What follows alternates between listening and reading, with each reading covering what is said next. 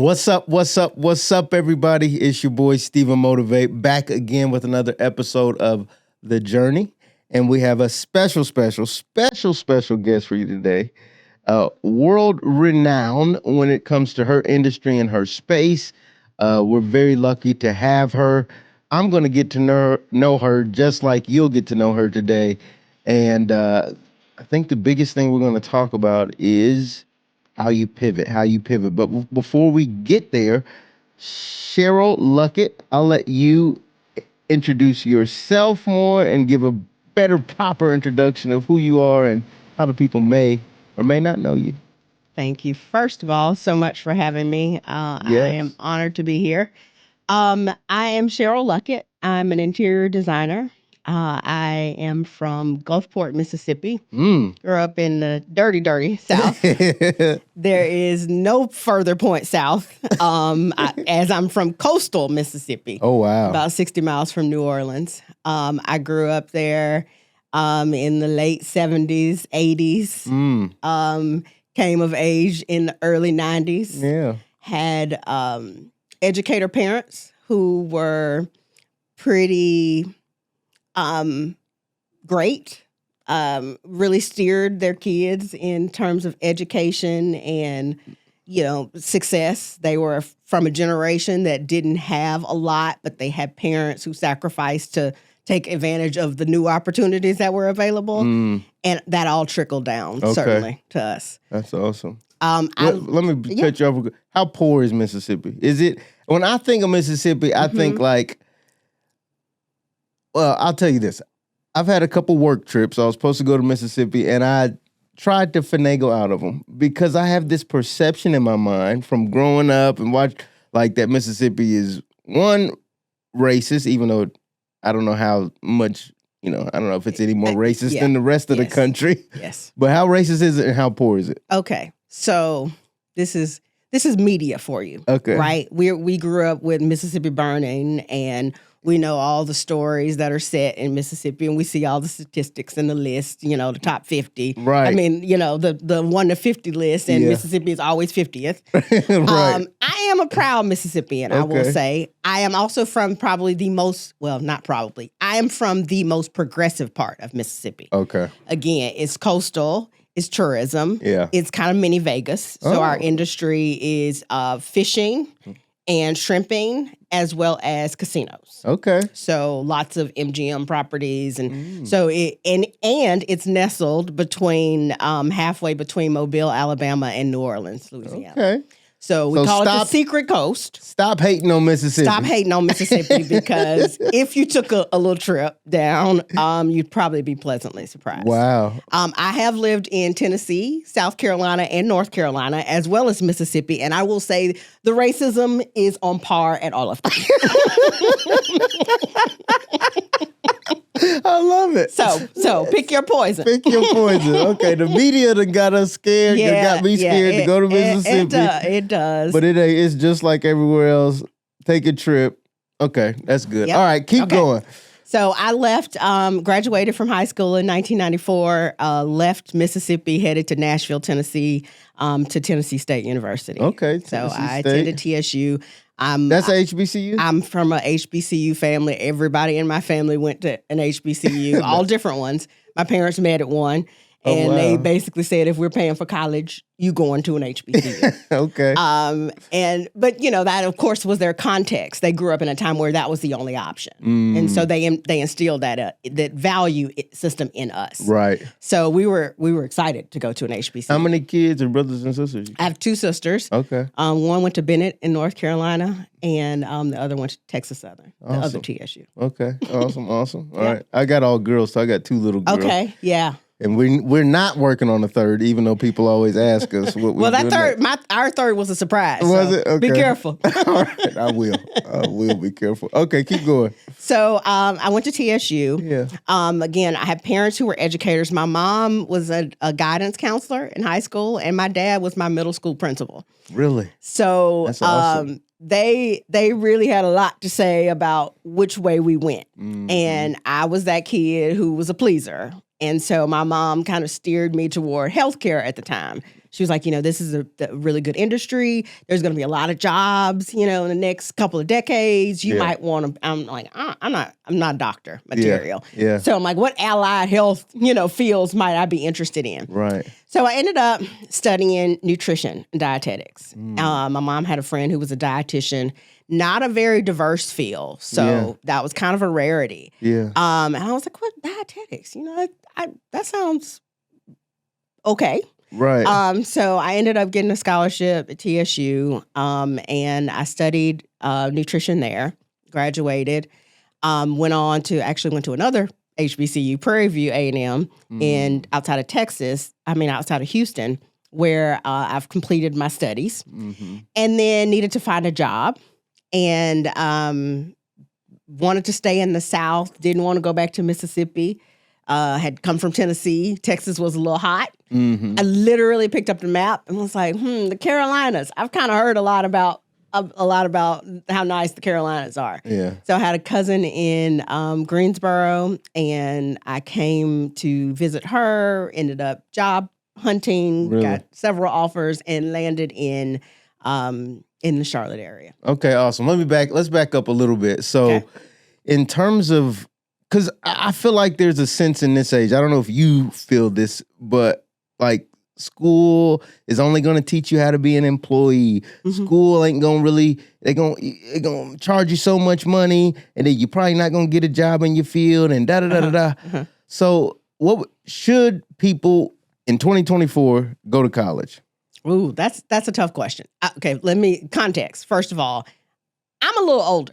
So I'm from a generation where that was the blueprint for success. Yeah. You go to school, you do good in high school so you can go to college. Right.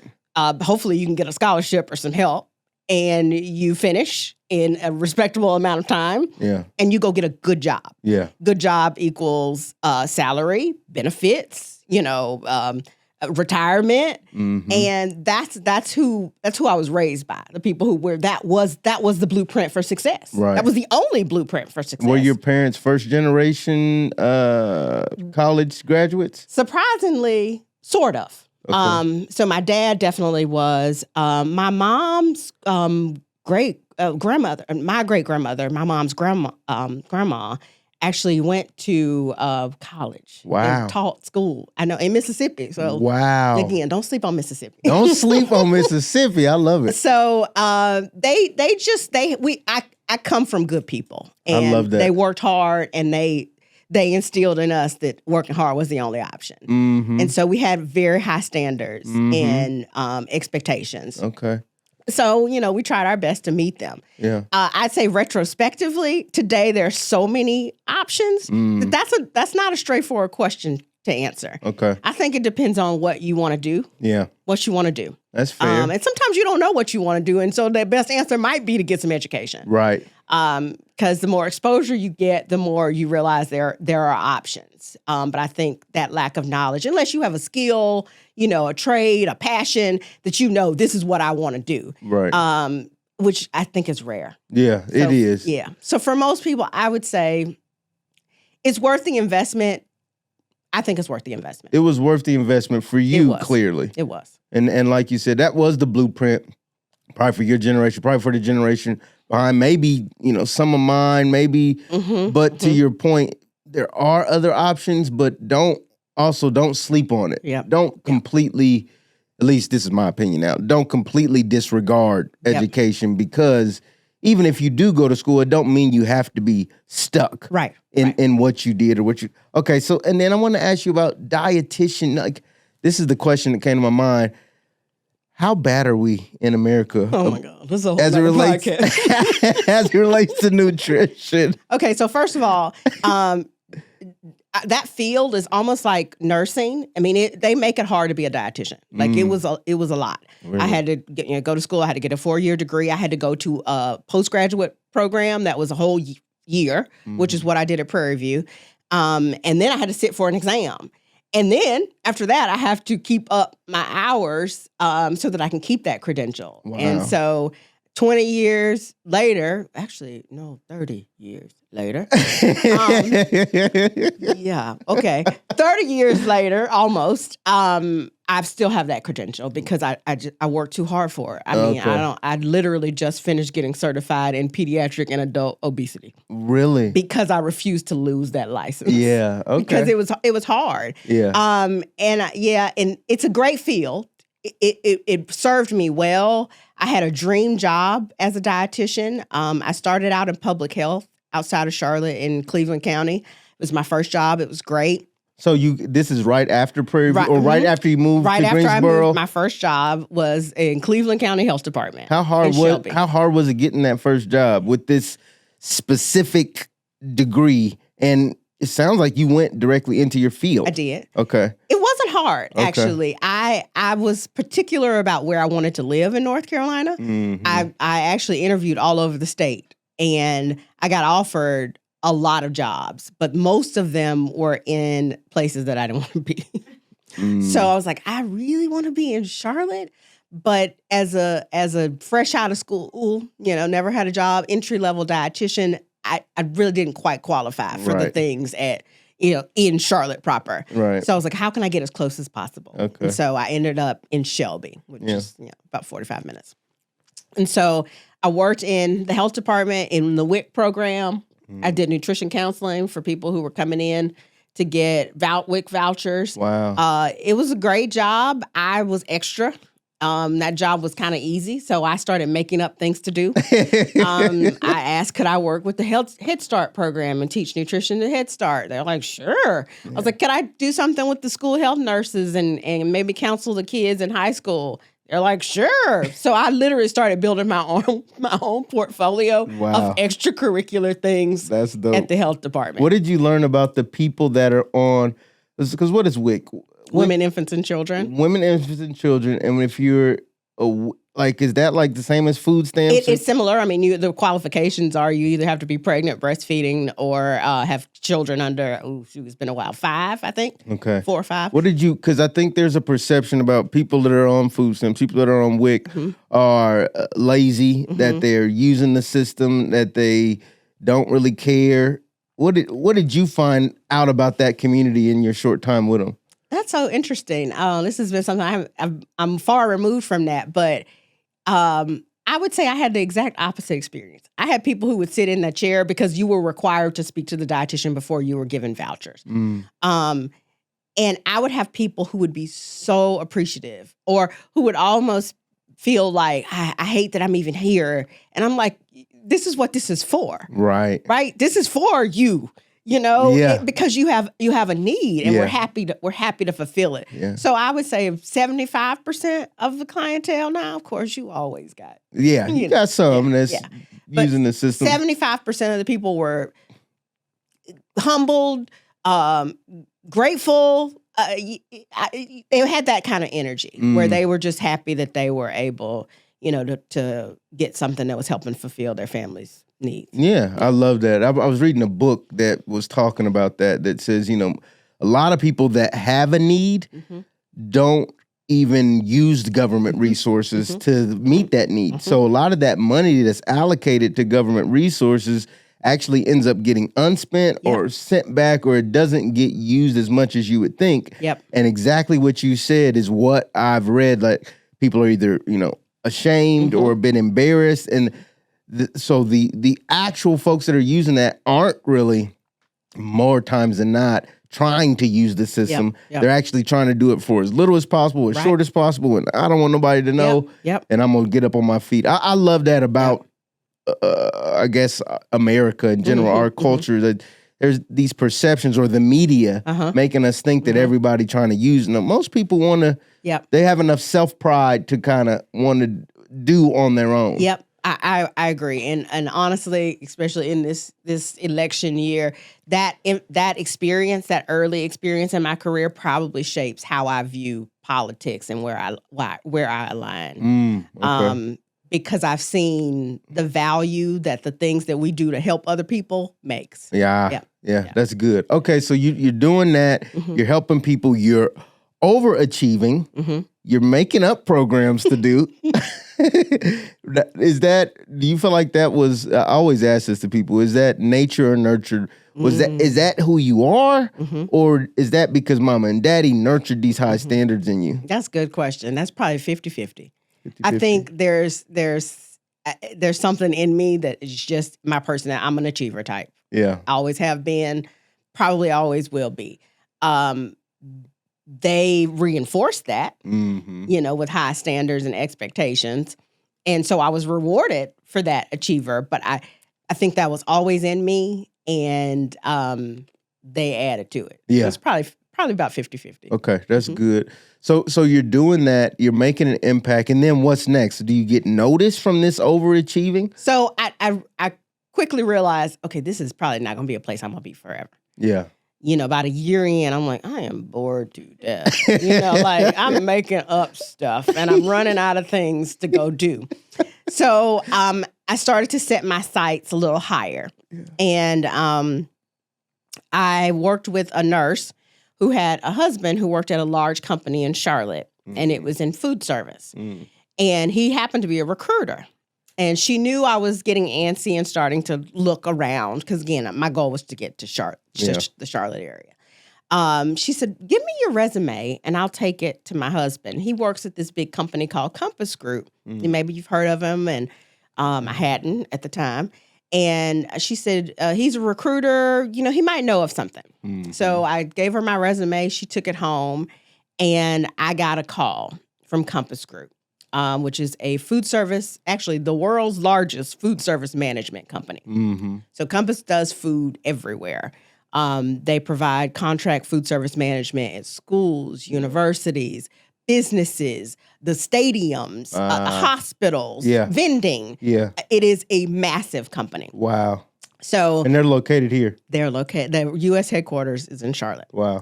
So my resume got passed to someone who was recruiting for schools, the schools division, and they were looking for a regional dietitian. The region included all of the South, and the office was headquartered. That particular region's office was in Spartanburg. So I interviewed. Again, now at this point, I'm doing my due diligence on researching Compass Group, and I'm like, whoa, this company is a big deal. Yeah. So I interviewed. Spartanburg was not the direction I was trying to go. Right. But I'm like, this is a huge opportunity. And their headquarters is in Charlotte. So, who knows? This might be a stepping stone. So I ended up taking that job. And at that point, I'm now a year and a half out of college. Yeah. With a dream job at a Fortune 500 company that is the world's largest food service management company. Wow. And it was early days, and if your audience is old enough, you might remember when nutrition, this is pre-Michelle Obama's Let's Move, all of that. Yeah. Nutrition was a hot topic. Okay. Particularly child nutrition was a very hot topic, and school lunch was a target. Okay, so I had now a very important job because I'm now the spokesperson for health and nutrition in the schools at this big company. Wow.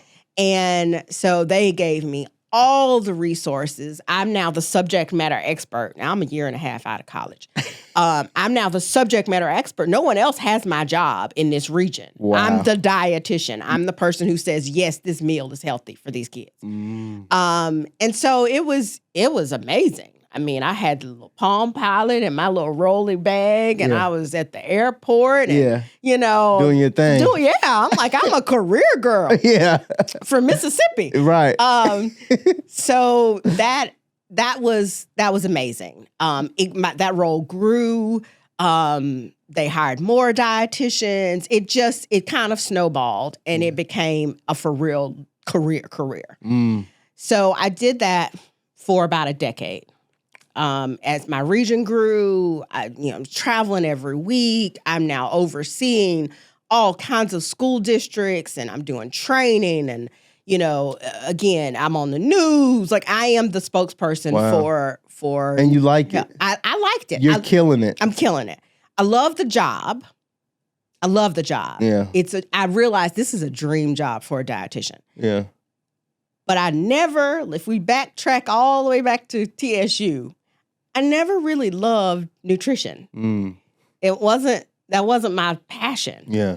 It was, I mean, I was good at it. I did the work. I knew the stuff, but I didn't have a passion for it.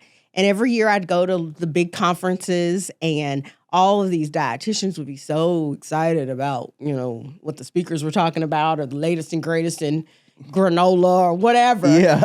And I couldn't care less, really. I always felt like I was kind of faking it. And that was okay for a while.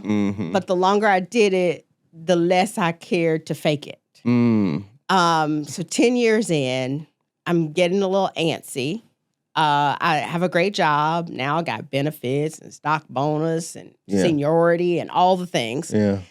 But I'm not really feeling it. Okay. So I had a mentor in the company. Now, at this point, I've been in this company for a decade, so I know a lot of people. I had been... The company's grown as well. Oh, yeah. And so I've been there a while, and I have been involved in some diversity efforts in the company, and it happened to be that my mentor was the chief diversity officer. So I called him, and I said, I don't know what's next for me, but I'm kind of getting burnt out doing what I'm doing. Yeah. And he said, well, let's talk about it, and you take some time to think about it. But I have a position in my department. And I'm like, but I'm a dietitian. He's like, I know, but you know the company, right? And you know diversity. I mean, I teach you the rest. So I ended up taking the job on his team. I'm finally moved to Charlotte. Ah, okay. And now I have a corporate job. Yeah. And I have a 9 to 5. I'm no longer, wheels up, at 7 a.m. Every week, every other week, going every from month. here, from Texas to Florida to North, back home. So now I've got a corporate job, and I've got a little bandwidth.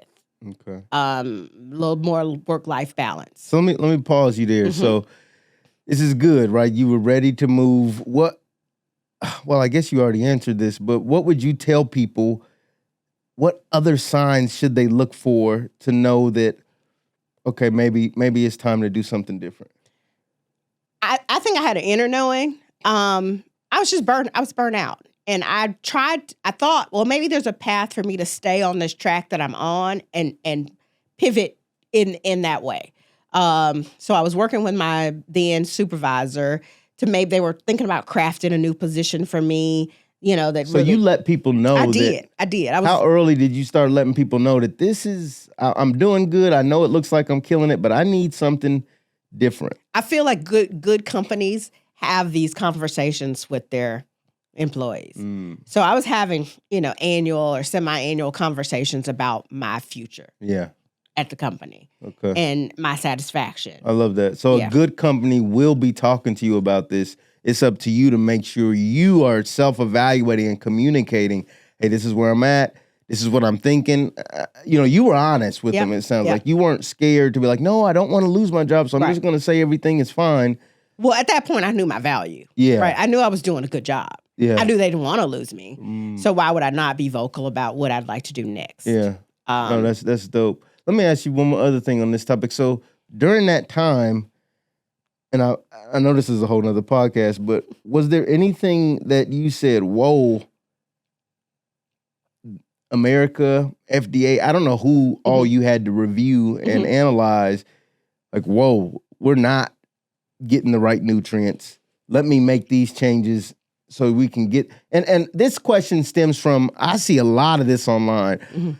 Our ingredients in America are 30,000 lines. You go to, I don't know, you go to Portugal and it's 3 pieces of ingredients. Like that everything in America is like just worse. Our food is bad. The government's corrupted. We can't trust nothing. We can't drink milk. We got to just, we can't eat anything, basically. You see these posts and they go viral because it's like everything we're eating here is bad, and just basically go in a hut somewhere and, make your own food. I think I worked at a company who was doing good things, and we were kind of forerunners in that space. Again, school lunch is layered, right? There's the USDA, there's surplus foods that we get from the government that have to be used, and it's a whole thing. Okay. So there's your hands are almost tied. At least they were at that time. And there's been improvements.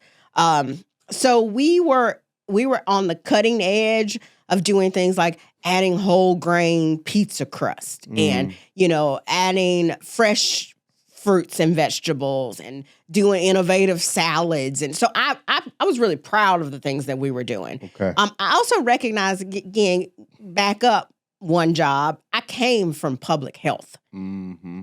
So I realized that this is something that's going to require incremental changes because I had seen, I had read the 24-hour diet recalls of the people at the bottom, right? So I knew you got to crawl before you can wind sprint. Yeah. So I knew going from McDonald's to salads overnight. Yes.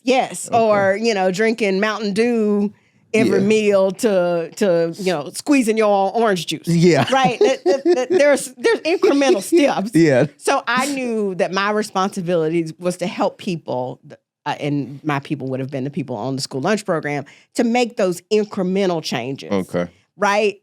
Do the best they can where they are with what they have, and then move to the next step. And I think over the past 20, 30 years, those changes have been made, and they are continuing to be made because we're not where we used to be. Okay, we're not where so we have made improvement. And would you say taste buds, just for people individually, like is it even damaging to like if you've been drinking sugar and having and just go to fresh squeeze, can that like shock the body? No. No, I just think it's not realistic. Just not realistic. It's not realistic. Okay. But availability has changed, demand has changed as we've gotten more educated about what's good and what's not. It changes the economics around it. Yes, so now stuff make more sense to get a spinach and all that. Now it's more advantageous for Frito-Lay to have baked versions. And, because the people are demanding. So it's all cyclical. And I do think it's way better than it used to be. Okay, that's good. So y'all made super important impacts during that job. Yep. Getting back to the topic, you letting folks know, hey, this ain't great. You moved to this new area for diversity. You in the corporate office. Keep going there. Okay, so now I've got a little free time. So in the evenings, again, I'm achiever type, right? I'm used to being all over the place, doing all the things. Yeah. And I'm at home twiddling my thumbs now at 6:15, looking around. I had purchased my first single family home at that point, and I was starting to nest. Always been a creative, dating all the way back to Mississippi days, In what ways? How? My sisters were both they were readers. They were, more intellectuals. I was the one in the backyard, planting sunflower seeds and, like doing a play, I was that creative. I was the creative in the family. Yeah. My room was the best in the house. Like I'd have a slumber party, as a kid, and I'd make sure everybody's shoes were lined up, against the wall because I didn't want them to be a visual distraction. Yeah. Like I made up my bed every morning before I went to school without prompting. Ooh. So I've always been that person who appreciated the environment that I lived in, and that was important to me. Even in college, my room was the room they toured prospective students through. Really? The dorm director would call and say, "Cheryl, we have somebody coming at 10. Yeah. I was like, "Oh, yeah, no problem. I'll have the room ready." I would have like soft music playing in the background. This is way before, House Hunters and HGTV. But I knew that mattered. And so I've always, again, hindsight is 20/20. You can always connect the dots looking back. So there were signals that I had a passion for design. But anyway, I've got this home and I'm nesting, and I'm from Mississippi, the hospitality state. So I love entertaining. So people are coming over and they're like, "Oh my gosh, your house is amazing. You should be doing this for a living." I heard that over and over and over. And I'm like, y'all are crazy. I got a good job, right? Yeah. I'm making 6 figures before that was a thing. Wow, I'm killing it. Now, leave my job, do this for a living, whatever. So I totally dismissed it. But turns out, I've got this extra time. I'm doing all the decorating things. I decided, you know what? I think I'll take a class at CP in decorating. And that'll be fun. I mean, I'm not doing anything else in the evening. It'll just be a little class at the junior college, and I'll learn some things. So I signed up for a class at CP in the design program. They had night classes at the time. My first day there, I sat next to a girl who was fresh out of high school. At this point, I think I'm 35. We became fast friends. She was 18. And, we were talking and we had similar styles. And she tells me, you should start a blog. And I'm like, what is a blog? This is like 2010. Yeah.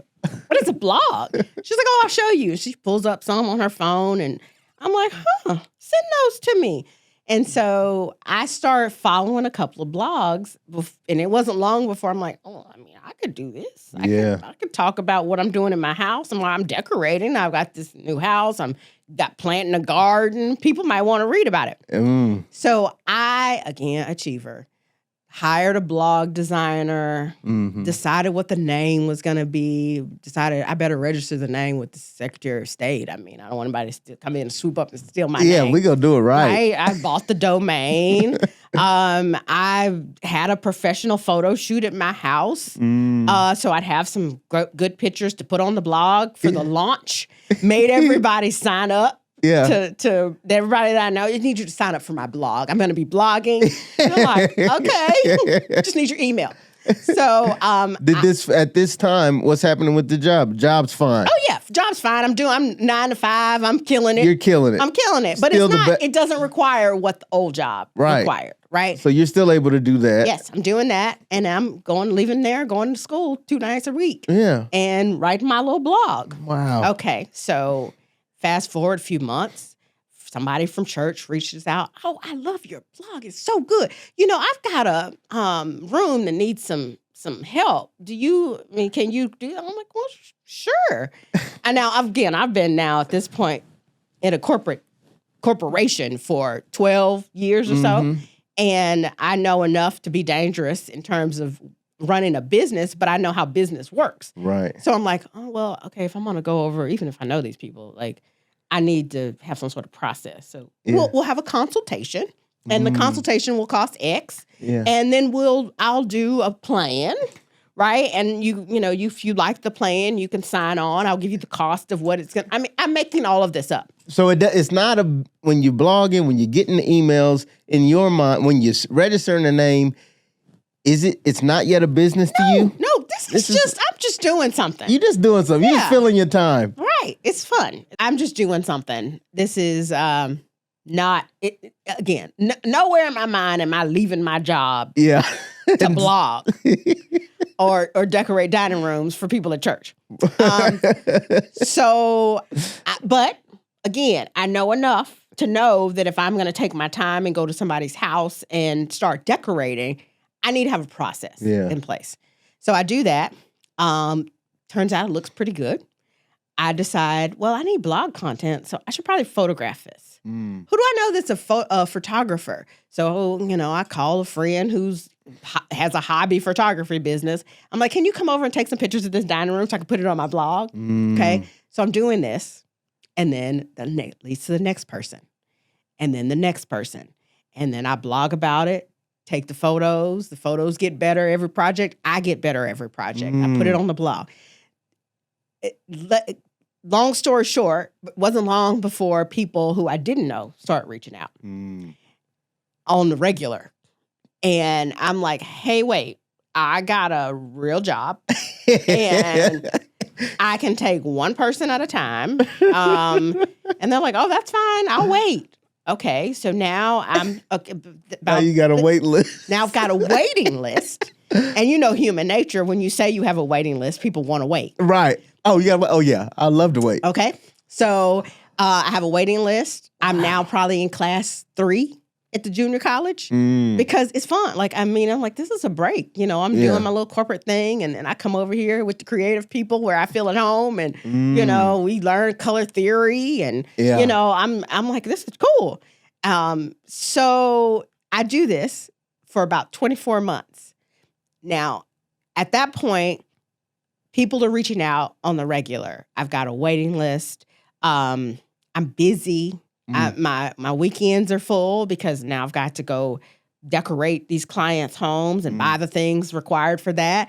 I've got photo shoots that I'm doing. I'm blogging a couple times a week. It's kind of snowballing. Wow. And you know the principle I'm getting, and I want you to just touch on this and get back to the story.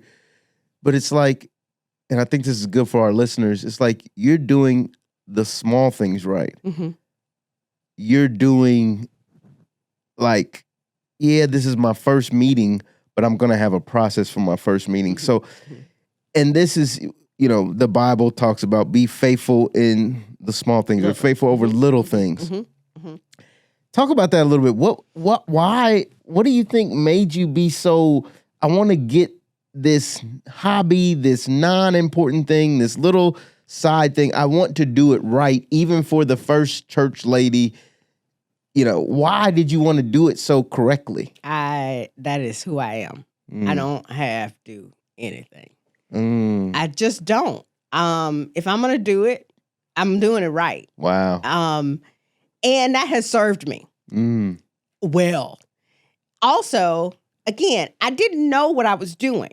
I didn't know what the going rate for a designer was. I didn't know what the process was. I hadn't learned all the technical terms, but I knew how business operated. I knew what the big boys did because I had been at this large company. I saw, how we approached RFPs and sales and HR. And I just took what I knew about how they did it and applied it on a very, very small scale. Yeah. And that has honestly served me from the very beginning. Wow. It made me look like I knew more than I actually did. Yeah. And we haven't talked about it, but social media came along probably around in year. I mean, when I say it was around, obviously, but it became a little bit more popular about the second year of my blog. Wow. And I started I was early on Instagram and Facebook. Yeah. And so that drove a lot of the exposure that I got early on. So if you're listening, don't have to do anything. Even if it feels like it don't matter, it will matter at some point. Okay, so keep going. You 24 months in, it's going, it's growing. You got a waiting list, and I'm loving it.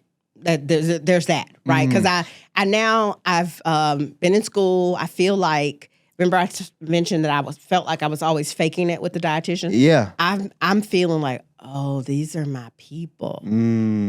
This is where I'm supposed to be. Wow. I had that I was having this internal crisis almost. Like, oh my God, like this, I love this. This is what I'm supposed to be feeling like when I go to work.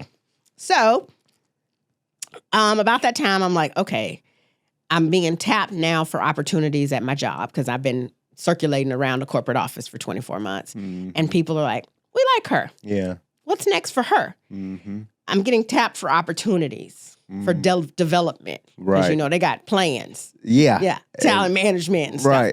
Right. And I'm not feeling it. Because I know what's going on over here. And I'm like, I don't really like what's going on over here so much. So how do you, because I'm guessing you had to communicate that. And the question that comes to me on a broader scale is, when you're killing it at something, when you're really good at something, and you're not quite ready to leave, but you're not ready to keep going in that direction, how do you communicate to people in a respectful way without getting fired the same day that I'm not quite, I don't even know. What do you call it? How do you tell people no? So I didn't. Okay. Because you're right. This is tricky. So now I've got a business on the side that they think they're aware of. They just think it's a hobby. Yeah. Right? That's what it was. It was a hobby. Yeah. They're like, great, do your little thing. That's great. But now I'm starting to feel like I might be able to do something over here. and I'm being tapped for opportunities. Like, they're having conversation. I'm being called into the boss's office. Right. Let's sit down. Let's talk. Right? Sit down in the big chair. Yeah.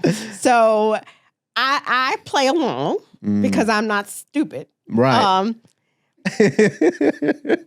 So I act like, okay, yeah, maybe. But all the time I'm now I'm seeing the picture for what it is. I'm like, oh, they want me to excel here. Yeah. And I don't know if I'm in it. So now I have to back up and I have to do some internal searching and evaluating to say, what do I want? And so I prayed about it because I know, I'm like, this has been building now for 24 months. I'm like, what is it? We know what I love, right? I've always loved this. As I look back on my life, I've always been a designer, a decorator, a creative. What is it that makes me feel tied over here where I know I'm feeling like I'm putting a square peg in a round hole. Mm-hmm. So I came to the conclusion that it really was this perceived security that I had at that job. Remember, I'm brought up by boomers from the deep South. Right. Who look like me. So they kind of positioned it like this is the way to success. Yeah. Right? That's all they knew. That's all that was available at that time. And so it took a lot for me to come to the point where I'm like, I don't think I want that version of success. So after praying about it, I said, you know what? It's that I don't feel secure enough to support myself on this other side. Right. So I said, okay, well, what would it take for me to feel secure in supporting myself on the other side? And I'm ruminating over this on vacation. And it comes to me that if I had enough time to really build a demand and the brand and to get what I would call my ducks in order, pay down some bills, stash some money away. I think I could, I'm smart. I could do this. And then how long would that take for me to so I'm going through this in my head. So it was revealed to me that 3 years, 36 months would do it. And I'm like, 36 months. I can do 36 months. That's a long time. At 36 months, I could do a lot in that length of time. So I put in place, I called it Project 36. And it was my 36-month exit strategy. Wow. To corporate. And on January 1st, 2013, I said, 3 years from this day, I'm leaving this job. And I started at it. I called a financial planner. I said, I want to leave my job in 3 years. I make this much. I owe this much. She's like, let's go. She said, I need you to do this, this, this, this, and this. And I need you to do it every month without fail. And you're going to check in with me quarterly, and we're going to see where you are against these goals. I'm like, okay. And now, again, I'm an achiever, so I'm a rule follower. She told me to do it. I'm, done. Consider it done. Yep. So tell me this, because you said you prayed. So, and I'm going to talk facetiously but do you mean to say that sometimes when you pray, God don't answer right away? Okay. And you got to ruminate, and you got to... This story can go so many different directions because I am a big-time bona fide Christian. And so I've left that part out of the story. Yeah. But God was working with me from the very beginning. From the time that those people were coming to my house and saying, you should be doing this for a living. I actually was in a Sunday school class at the time where we were studying the purpose-driven life. Wow. And in that book, Warren talks about how you really should be attuned to the things that people recognize in you. Like, what are the things that people say, oh, you're good at this. This is your thing. Yes. You do this like nobody else. That was the thing for me. And I heard it over and over. And then there'd be a sermon that would talk about, stepping out on faith. And, and then during those 2 years where I was just blogging and this was a hobby, I was getting opportunities. Like the time I was doing budget design. And so I would go to Goodwill and Restore, and I would hire my upholsterer, and we'd revamp these pieces and we'd put them back in the house, and they looked fantastic. So then Goodwill of Southern Piedmont reached out and was like, we want to partner with you. And then Habitat reached out and like, we'd love for you to be one of our ambassadors. They had me on the 5 o'clock news talking about revamping furniture, and I work at a corporation. So there were signals. I have spoken for. Yes. There were signs along the way that I was going in the right direction, because door after door after door was opening, and I was doing nothing to make it happen. Like no maneuvering whatsoever. Yeah. It was just like there were crumbs along the trail. Yeah, yeah. So by the time I got to that prayer, I had already been being prompted. Mm-hmm. So that prayer was just me confirming what I think God had been telling me all along. But I knew that timing was important. Yeah. And I mean, timing is everything. Yeah. And so then after the prayer, you went into plan. Yep. I love that, because you're doing both. It's like I'm being spiritual and this sort of thing, and I'm listening to these unexplainable things that people are saying about me that I didn't prompt them to do. Yep. They're doing this on their own. Yep. Okay, I got that part. Now I'm moving to the work part. Right, now I got to do my part. I got to do my part. Let God do his part. Mm-hmm. You do your part. Yep. So I got 36 months. I'm hired the financial planner. I'm like, okay, check. Finances, she's got me covered. I told her the goal. We're on a track. What else? I'm like, I need to level things up, because this whole budget design is cute, but this is not going to replace my income. Right. So I'm like, what do I need? And all the while I'm watching everybody else like that I aspire to be like. I've now found people who are operating, who this is what they do for a living. So when did you find those people? When did you find mentors or? Oh, very early on. Okay. From the very beginning. From the day that girl said you should start a blog. I started looking at what are people who blog, what are the big bloggers in this space doing? Right. What do their blogs look like? Right. What are they talking about? Where are they going? Mm-hmm. What's that conference? I never even heard of that. Again, I work in a whole different field. Right. So I'm learning. The whole time I'm watching them, and I'm really just kind of emulating what the people who I want to be like are doing. That's a tip. At my level. That's a tip for people. Yeah. Find people that you want to be like and begin to emulate. Begin to, I guess, I don't know, because people feel a way about, oh, should I copy this? Should I copy? Well, it's still your own. It's still original, but you got to find blueprints out there. 100%. Right? LeBron looks at Michael. Yep. Michael looked at Dr. J and so on and so forth. It's like watching the tape. Yeah. You got to watch the tape. Yep. Okay, I love that. So, and it doesn't require you calling them for coffee either. Like sometimes you can just pay attention and do your homework. Ooh. Yeah, that's a whole other. Sometimes you can just pay attention. Talk to us. Yes. Talk to us, Cheryl. Pay attention. You don't need 30 minutes on the calendar. How about Google them and see what podcast they've been on, right? And read what they've written about their journey, and listen to their lessons learned. Yeah. Catch it without being taught. What is it? More is caught than taught sometimes. Yeah, for sure. Okay, this is good. So you through the plan, is the plan working? Like you're meeting with the planner, like so everything's going to plan? I got the finances check. Yeah. Now I'm leveling up. So what does that look like? I hired a web guy, because now I've got a blog, but I don't really have a website. Yeah, I'm like, I need a website, right? I need a legitimate interior design website. So we started working on that behind the scenes.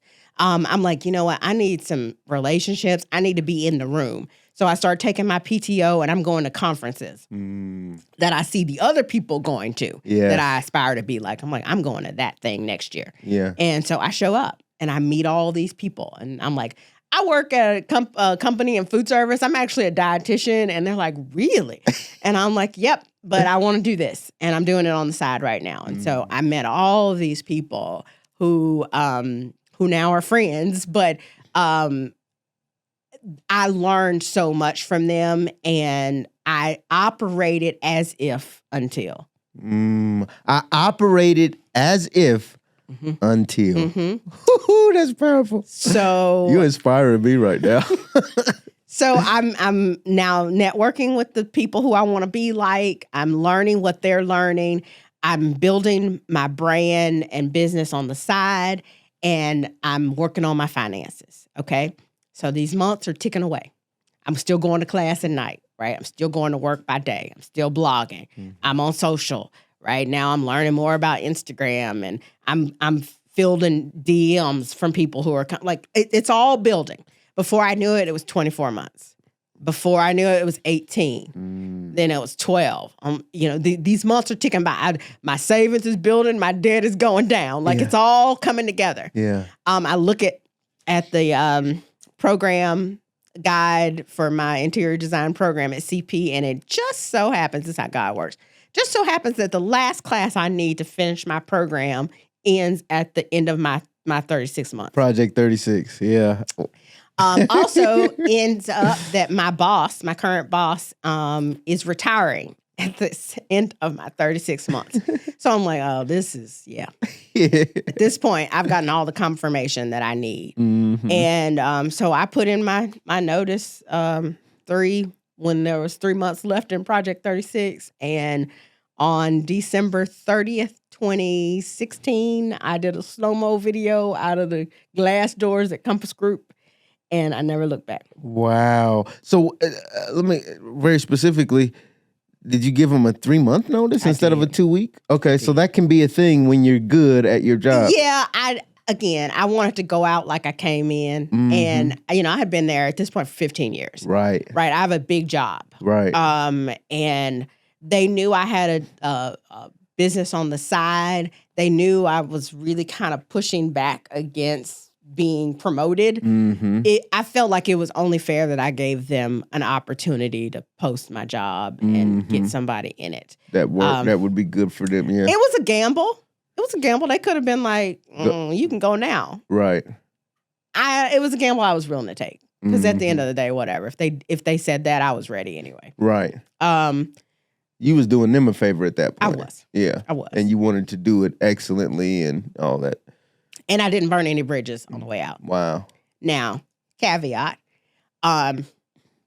partial obedience in the realm of God is disobedience. So I knew at that point, if they asked me to stay, and I'd been there long enough to know they probably would. Yeah.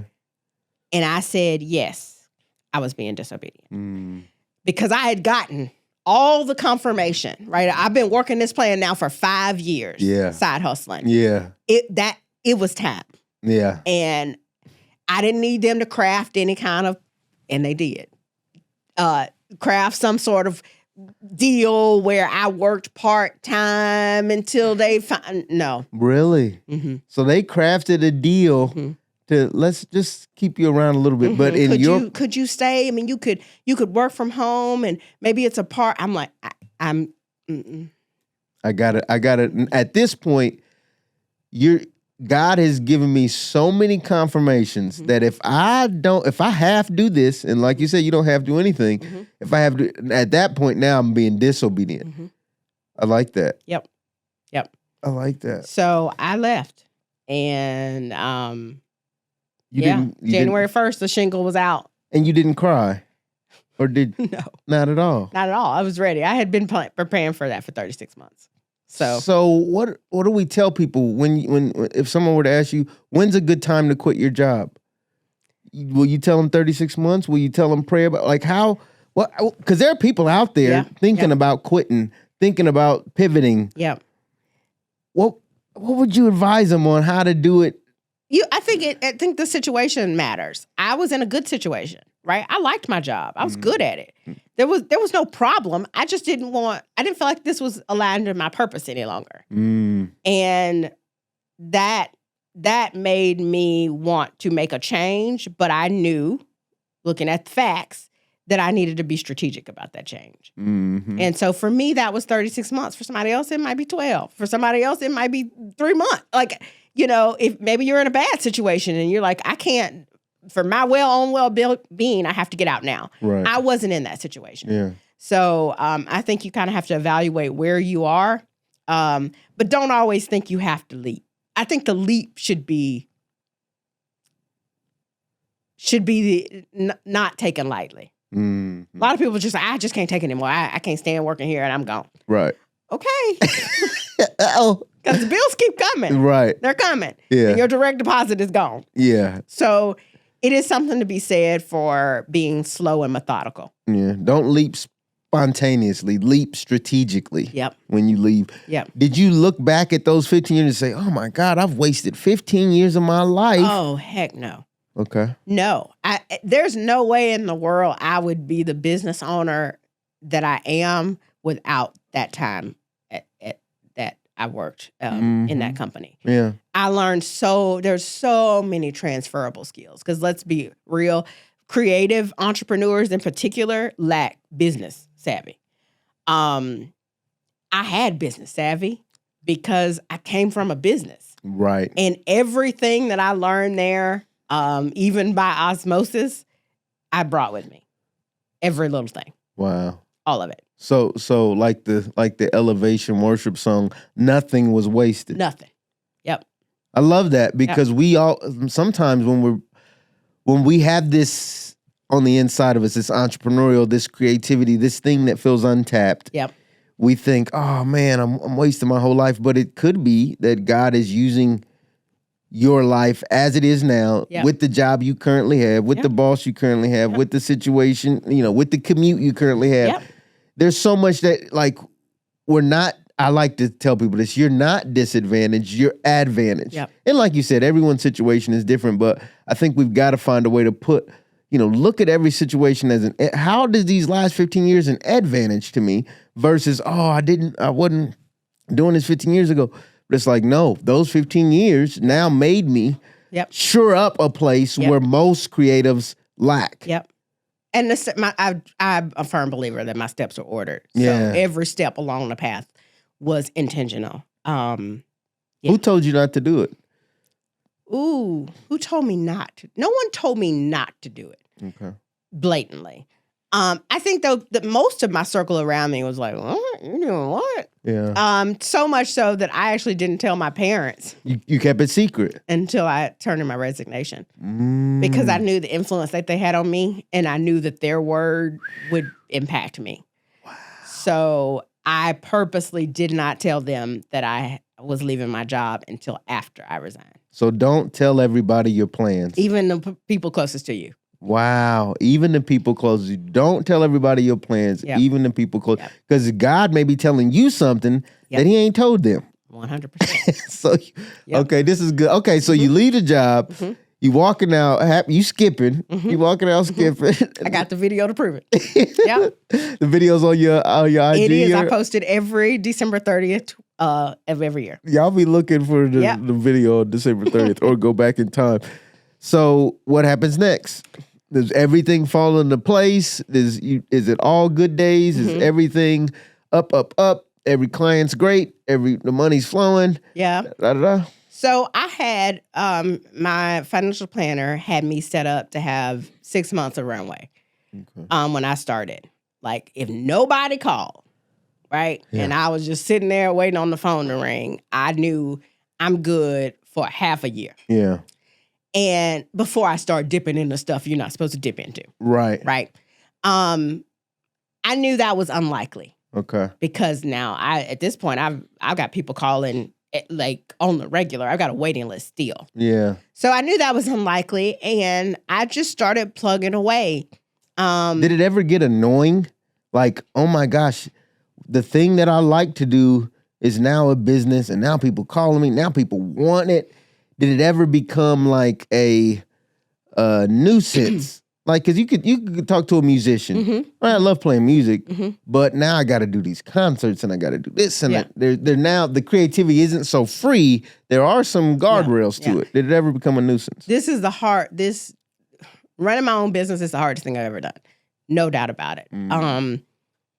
It is completely different than a hard week or season at your day job because you are ultimately responsible for everything. There's a weight that comes with that. And now we haven't talked about what I do for a living, really. I'm working with people's largest investment, what I do is a luxury service. Okay.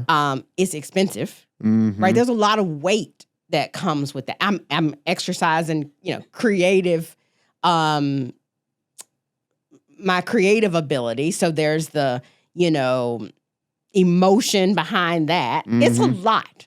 But that said, there's no replacing the fulfillment that comes from it. So you take the hard things in exchange for the joy and the purpose behind it. It's very hard to explain because there is a duality of, oh my God, I just I love this. This is the real thing. It is. You're the real entrepreneur. You are who we need to talk to. Especially having tasted what it's like to just, do your thing and leave get paid, and right. Ding, shows up in the bank just like that. Right? And then you do it again. Yeah.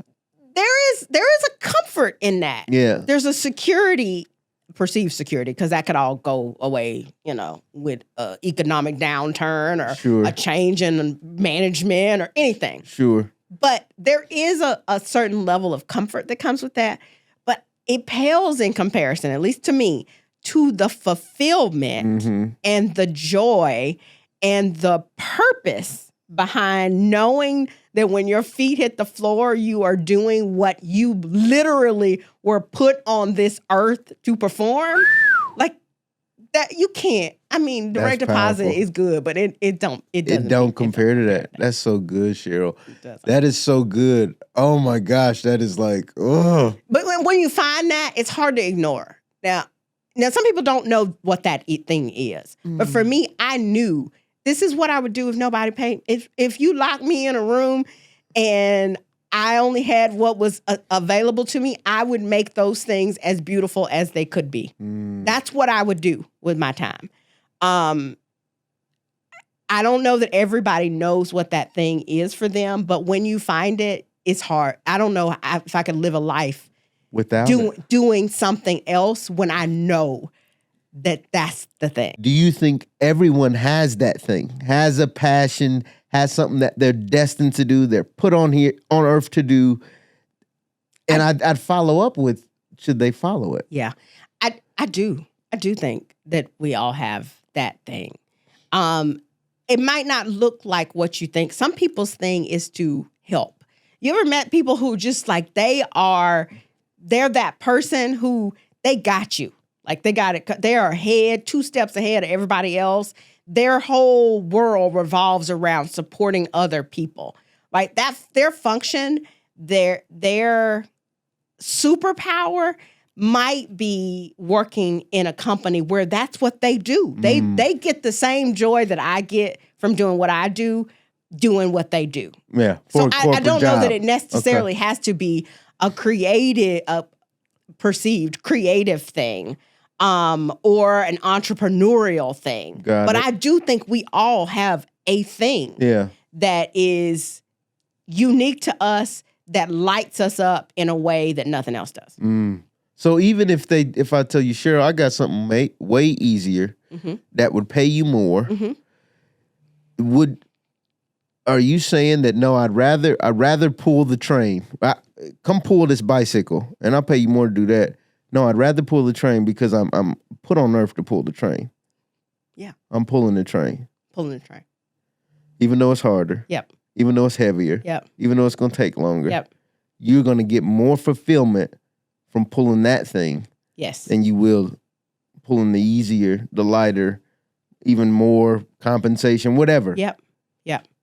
And the thing is, right, I left corporate to pursue this creative endeavor and this gift, but I only get to do that thing, like the actual thing that I love, is only a small portion of my actual day-to-day. Yeah. Like I probably do that thing 25% of the time. The other 75% I'm willing to endure so that I can do the 25%. Yeah. Is that a misconception for folks that 100%. I'm passionate about it, so I'm just going to do this. I'm just going to go. I go back to music, play music. I'm going to sing all day, every day, and that's going to. Yeah. But if you don't know the business, if you don't, I think it comes with a cost, right? Everything comes with a cost. So does this. So I know that the trade-off for me being able to operate in my gift and help other people with it is the fact that I have to run a business. And that requires a lot of time, right? The fact that I have to, manage my P&L and manage people and do year-end reviews and, write articles. And all of that is a means to an end so that I can decorate. And it's part of it. Part of it. Yeah. It's not what I share. Right? Yeah. If you go to my Instagram feed, it looks like all I do all day is decorate rooms and fluff pillows and pick paint colors and fluff pillows make and pick reels paints. and do reveals for clients. No. Most of the That's time, 25% of doing something else. But I love it so much, and I'm so married to the purpose behind it that I will endure the other 75%. I love it. I wanted to ask you some of these, and I know we're running out of time, but let me ask you some of these because I think this is good for entrepreneurs. You said the price is high. You said it's people's biggest investment. Their houses, right? Your interior designing. This is what comes to mind when I think of that, and I thought about this last night. Does serving the affluent, the wealthy, the people that have the means to make this investment, is that a strategy for people? And said more simply, does serving this rich make you rich? No, it doesn't. But I do believe that if you solve rich people problems, eventually they'll make you one of them. Okay. So I think you have to kind of get into the mindset of what your ideal client, whoever that is. Again, I started as a budget designer. Right? I was doing rooms for $500. Like that. And I was doing them well at that level. So it can be done at different levels. But I decided I didn't want to stay at that level. So I needed to tap into what is it that my clientele needs? How can I deliver it in a way that is exceptional? And if I do that and I do it well enough, then eventually they'll make me one of them. Yeah, I like that. So if you can, give us a ballpark of what's high, what's medium, what's like super budget. Once a person in interior design has got to, how many years do you have now behind you? This will be the end of my 12th year. 12th year. So 12 years behind you. Obviously, you can demand a price that a person in year one can't, but give us an idea of the range of a budget that people need to, if they want to redo their space. Okay. So design is a spectrum. Right? Yeah. It's kind of like if you want to eat a hamburger, you can go to McDonald's, but you can also go to Ruth Chris, right? You can, and a whole lot of places in between that sell hamburgers. All different levels of hamburgers. Right. Still a hamburger, but not maybe the same level of hamburger. Right. I had to decide where on the spectrum I wanted to work. Because I'm basically making money in two ways. I am selling my intellectual property in terms of my creativity. Got it. For a design and a concept for your space. And I'm also selling you a product, right? Furnishing. I am a wholesaler. Okay. I'm a retailer. I'm purchasing wholesale and I'm selling product retail. Got it. Okay. So there's where am I on the spectrum? Who am I buying from? Because they sell sofas for $250. They sell sofas for $25,000. Right? So the spectrum is broad. Oh my God. It's broad. Yeah. So I have to pick a spot. And then I have to communicate to the client where my spot is. Yeah. And if you want to work with me, this is what is going to be required to get what I deliver. Not to say that you can't get it somewhere else for cheaper, right? Or you can get it somewhere else for a whole lot more, right? But there's levels to this thing. There's levels to this thing. Okay, so our minimum for just a purely decorative project, no construction. Just, aesthetic improvements, including furnishings, top to bottom. Our minimum is $100K.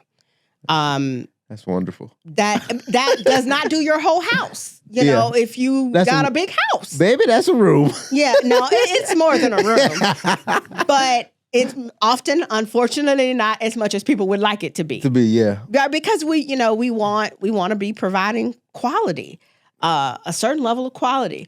And that's the minimum. So I just love the fact that if you folks that aren't in your position, aren't in your industry, aren't around the customers you're around, to me, that's expansive. Mm-hmm. Like, wow, and people, obviously, we pay for what we value stuff here, and so we pay for it down here, right? So someone values that way more than $100,000. If they're just to pay that minimum. Yep. So they have a higher value than $100,000 for it. Well, you think about how much people pay for homes. You can't have $1 million home and have a $10 couch. It don't fit. It doesn't. Yeah. Yeah, you shouldn't be screwing in your legs on the chair if your house is a $1.2 million house. Yeah. Like that, those are not in alignment. Yeah. So we, again, no, I have screwed in legs on furniture, right? I started so I'm not knocking that this can be done at any level. At any level. And I could have just as easily built a business all around budget design. It would have had to be a scalable business, right? Where I was doing a whole lot of projects and a whole lot of Cheryls out there, buying inexpensive things. Yeah. And serving more people, but that's not the route that I chose. So I love that. I think we've got enough on that topic. I think now that we know the minimum, we don't even. But I think that's good. I'm kudos to you for being at that level. So I want to ask you this because you're dealing with affluent people. I imagine, and this could be wrong, but statistically, I think it's right. I think most people that are that affluent, that's working with that type of minimum, don't look like us. You'd be surprised. I'd be surprised. You'd be surprised. So I would say this is an interesting topic as well. I would say that on any given year, and we track these metrics. I have been anywhere from 50-50 to 70-30. 70-30 us. Wow. Charlotte is a big growing city. Okay. And so a lot of my clientele.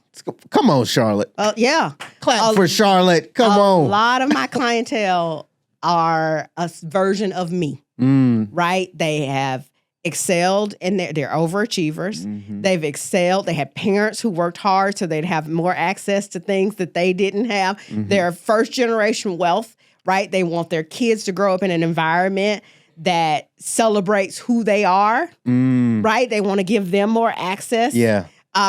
So I get them. And they're the first generation to be able to invest in a service. Well, like that kind of messes up my next question, but my next question was going to be because I'm assuming it's 70% white or 70% white and Indian or Asian. My next question was going to be, and this is more broad, but I wanted you to bring it down to your industry. Does the world respect Black women?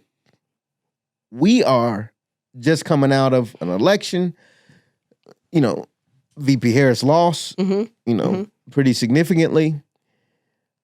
And we could pontificate on why that is or not. But you also got, this guy, P. Diddy, who's going through a crazy thing, and that was, But recently, in some of my talks here, I've been thinking that even personally, even if you look at the Black church or different, like Black women in particular seem to be on the women, and then Black women seem to be on this lower spectrum of what's respected.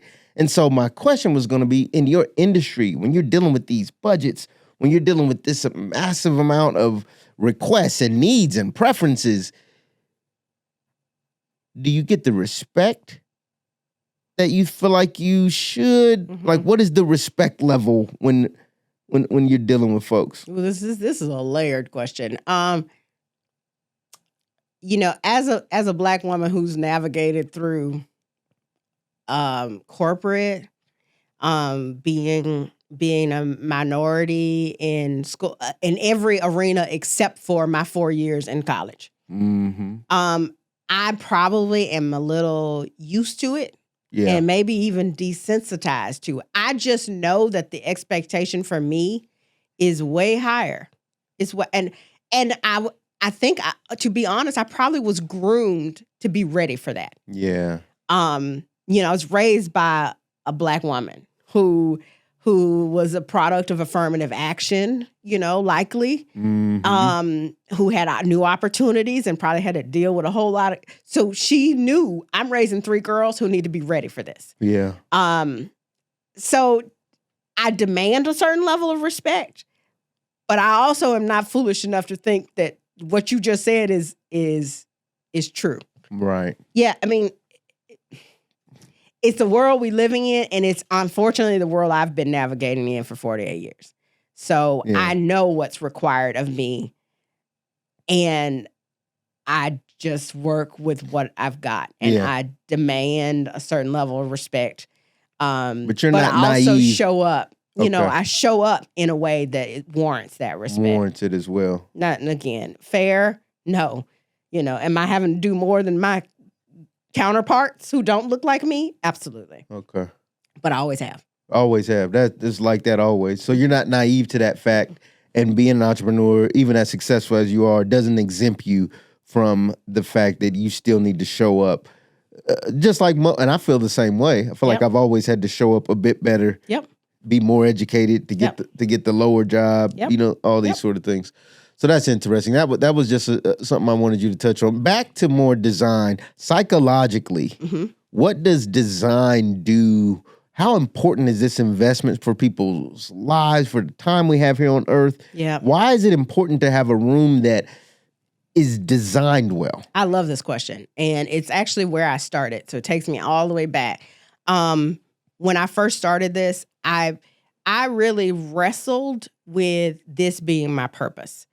You know, I was in a health field, started out in public health. I felt like I was doing worthy work as a dietitian. Yeah. You know, I was one of the few Black ones at the time. Yeah. I was helping people have healthy lives and, you know, decrease their blood pressure or control their diabetes. That was worthy work. Right. So when I felt the calling to this, I was like, is this really I mean, come on, Lord. Decorating? Really? Right. You know, like, how is this like important? Yeah. Until I started to operate in it and I saw the impact that it had on people. Your environment, it goes back to, remember I said in my home as a kid, I had the room that was decorated and always put together and orderly. There was a comfort that came with that. There was a peace that gave me. There was security in that. There was a pride that I felt. It was a safe place. And I can remember that little yellow bedroom, you know, all these years later. That is impactful, right? So I'm now doing that. I'm creating that yellow bedroom for my clients. You know, when I put the key in my back door at home, there is this sigh, this internal sigh that I have. Yeah. Because I have created a place that reflects who I am, works functionally for how I live, supports me on the bad days. You know, it's like a hug. Yeah. Like, that's how your home should be. Like and not everybody can do that for themselves. Your home should be like a hug. Absolutely. And some people don't know how to make their home a hug. Right. That's my job. Yeah. Right? That's my job. My home is fighting me right now. I want it to hug me. Exactly. That's powerful, because you've talked about, in our time, perceived security. And maybe a lot of us are walking around, going to work. This is what makes me secure. But really, maybe some changes to your home environment could provide that security. I mean, think about it. It's the place where you spend most of your time. Mm-hmm. We tend to invest, especially culturally. I think we like to invest in things that people can see. Mm-hmm. For myriad of reasons, probably. But I think the better investment is to invest in the thing that supports you. Whatever that looks like at home. That's good. Yeah. That kind of changes our psychology around it, because I don't get sticker shock when I think of a $100,000 car. Exactly. But if there's you spend more time in your house than you spend more time in your house. Yeah. And that can bring you peace, tranquility. These things that you mentioned that you've never forgotten from youth. Yep. That's good. Yep. My last question, and then I'll let you give any final words, but tell people, and this is how we kind of started, give people, 3 tips on how to, well, I was going to ask you about 3 tips about interior design, but I don't think we have time for that. They'll have to catch some of your other shows or magazines or some of your other things where you've delved in that. But give people 3 tips on. Sorry, you're good. 3 tips on pivoting, but I want to say it. I want to say it better than that. 3 tips on. Yeah. So, where did I start at? Okay. So I wanted to ask you about 3 tips on interior design, but people can go to your blog, read the magazines. You are very well published and got a lot of media behind you. So they can do that separately. But I think how we started, give people 3 tips on pivoting, but I want to say it more impactful than that. 3 tips on finding your purpose, quitting something when you're killing it, when you're really doing good at something, but saying, I'm not gonna sacrifice what's great, what's more fulfilling just because I'm good at this.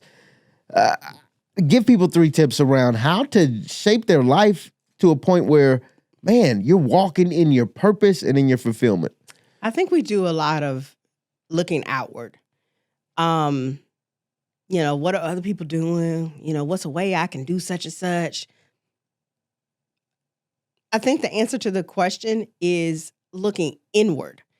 What am I good at? What are people consistently asking me to do? What do I get the most compliments on?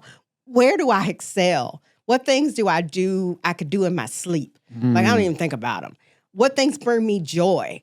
What would I do if I didn't get paid to do it? What would I go volunteer for? If they needed volunteers. Yeah.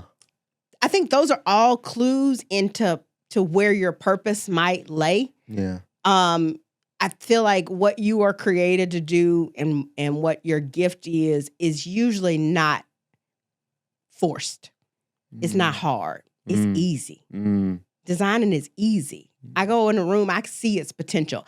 I could be standing in gravel and I'm already looking at the sofa with the throw draped on the side of it. I'm already there in my head. That's easy for me. Yeah. So I think looking inward and trying to figure out what is that thing is the first step. Yeah. I think being intentional about if you decide to make a pivot, what that pivot looks like, recognizing the value where you are, because you likely are there for a reason. Maybe some skills that you're going to need for your next, right? That you are picking up in your now.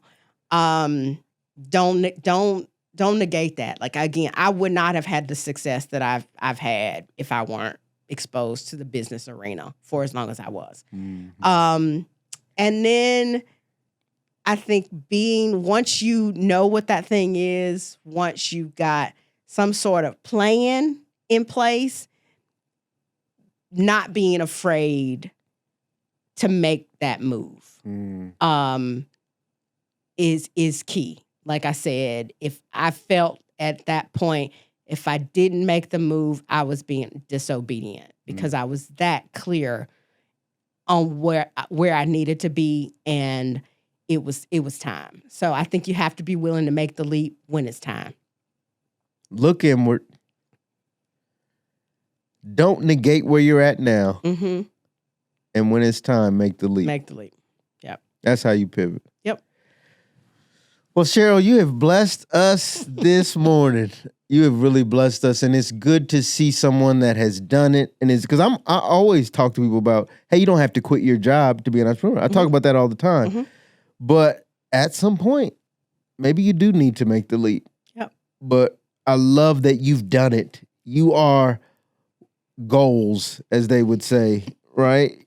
Someone, and I mean that, not anecdotally, but seriously, like you've actually done the thing. Yeah. And are actually a representation of what it looks like to pursue purpose, and maybe not immediately, Mm-hmm. but to your point, it all mattered. Nothing was wasted. Mm-hmm. And, I'll speak for my audience and the world. Thank you You're very welcome. for walking in your purpose, because it inspires us to potentially, hopefully we get there, to fully walk in ours. Thank you so much. I hope that blessed y'all like it blessed me. I hope it helped y'all like it helped me. Tell the folks how to get in contact with you, how to work with you, how to find you, all that. You can talk to that camera right there. My website is dwellbycheryl.com. And I am Dwell by Cheryl on all social media streams. That's it. And That's it. They'll reach out to you. They can email. They can get on the waiting list. Is the waiting list still popping? The waiting list is not as popping as it was when those rooms were $500. Let's just say that. Understood. Well, look, y'all get in contact with Cheryl. At some point, I plan to be using Cheryl for my room or bathroom. You do construction too? I do. Okay, they can do it all. So, yeah, I hope that helped you the way it's helped me. Be inspired. Find your purpose. Don't negate where you're at right now, and then take that leap strategically when it's time. It's your boy, StephenMotivate. Until next time, y'all stay motivated. Peace.